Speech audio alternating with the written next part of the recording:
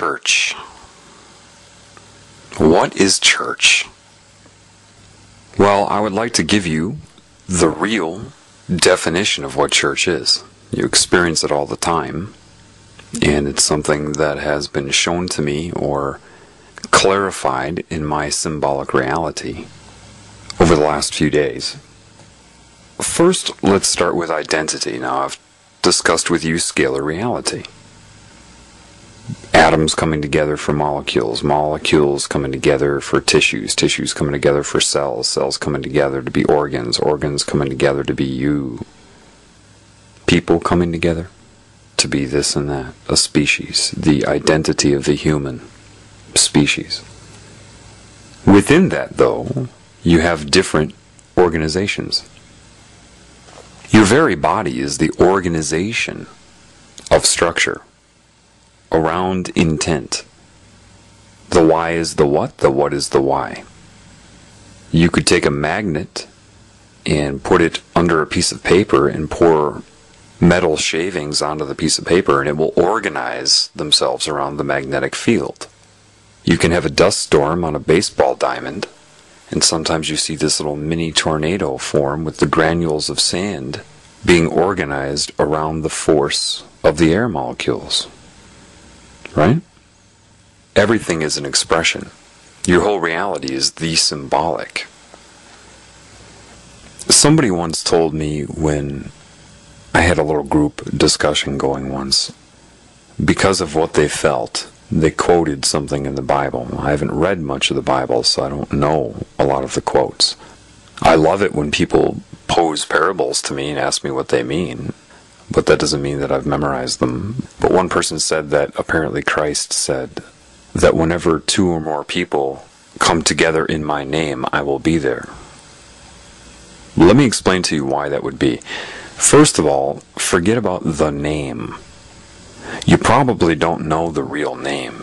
So if you're going to love anybody that would do that for you, stand up for what is right.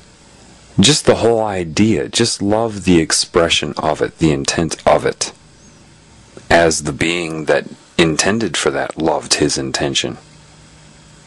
It's the expression of love, of truth. Let that be why you would come together. However, what that would mean is if two or more people come together where that is the why, the organization that they have, whether it be 5 minutes, 5 hours, or 5 years, its identity will be the why. The what will be the why.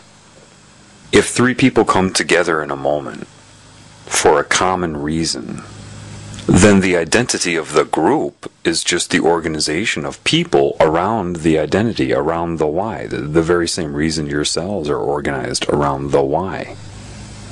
It's one and the same. It's like a chemistry formula where they have arrows going both ways.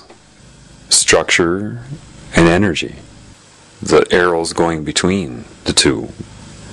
Energy, structure, structure, energy. Why, what, why. The why can change in a group. Coming together isn't necessarily church.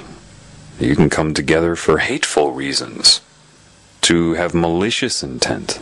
That's not church. People come together all the time and have an identity that dictates their interaction. Whenever people interact, that's a thought on a scale higher than them. They're components of it. Just like atoms can be individual or they can covalently bond to one another. This is the nature of life here. What is church then? The infusion of spirit. You hear people say, "Can you feel me?" I could feel it. That's the difference. It's more than emotion. You feel it. If 2 people get on the same resonance of spirit and love, the author to life, the author of creation itself, what happens is you're taken to a different state. When this happens, like what happened in the group that the guy said that in, is when people feel it, when they feel the spirit. The what, the organization of the people, become the why of spirit. And when that happens, Ooh. You find yourself anxious, just waiting for someone to continue speaking. It's almost excruciating to wait for someone to finish speaking. It's not because you disagree with what they're saying or expressing, it's just because you're dying to express. You just need to express yourself. Because creation is expression. And when love is doing it, it's the birth of life itself. And so it's excruciating. People are biting their tongue waiting for one person to finish expression so they too can express. You feel it, and anybody that's been in that situation knows what I'm talking about. This would be why you would have the evolution of song in the form of a chorus, because it allows for all of you to play an equal role and express simultaneously. Because you're all now part of this identity for however long it lasts. You are now expressive because the creative spirit is creative. Your fist will pump with vitality. You will feel the spirit. And so song, chorus, would be synergistic expression where all have the opportunity to be a component to the larger identity. This can happen in your own body. You are an organization of consciousness. When you add the missing link, the spirit, you feel the organization in your own body. That's the healing, by the way. That's what changes your genetic code. And you become creative. Because only the spirit is truly creative. You can express your will of the mind here, but nothing is more compelling, nothing is more awe-inspiring when somebody has a church form inside of them, or a group of people have it form inside of the group. Church is not something you go to. It's something that spontaneously occurs and forms. It's when the spirit innervates any organization of matter, whether it be your body, a group of people, a group of birds, a group of insects, a chorus of frogs.